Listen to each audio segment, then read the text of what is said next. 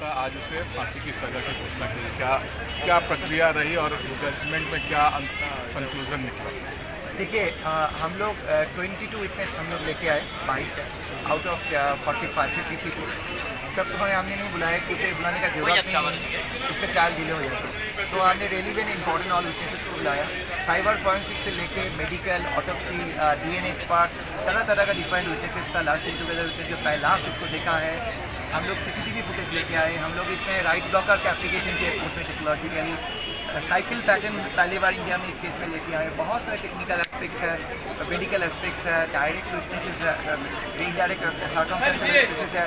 This case was like the Archicor was very tough case for me because what I heard from Archicor is also that based on circumstantial evidence. This case is also based on circumstantial evidence. So circumstantial evidence is always a challenge for a prosecutor.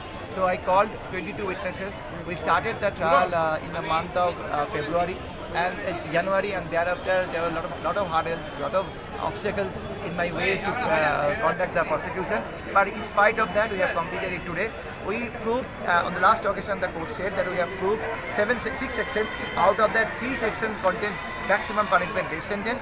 So the day before yesterday, I prayed for this case to be termed as a rearrest of the rear case, and we prayed for death sentence. And the court accepted our stand and taken my submissions because I placed 22 important judgments in India and abroad. And on basis of this thing, the court has accepted this case as a heinous of the rearrest of the rear case and awarded death sentence in 2 sections. In under section 302, there is a murder, and also section 6 of the POCSO Act. इसमें एक 13 साल की बच्ची का भी गवाही रहा है। बहुत उसका important कितना इम्पोर्टेंट? बहुत important है because that lady, that in small girl, the child, she actually established this case in a big way.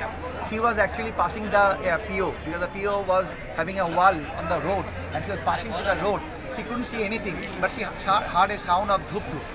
That time, that accused person, this offender, was actually using the brick and thrashing the head of the victim girl. That time she heard the sound, and when she called her family members and came to the spot near to the PO, she saw that the accused person, after commission of crime, was fleeing from the PO. Madam, जज कौन रही है इस पूरे मामले में? Anita Mathur.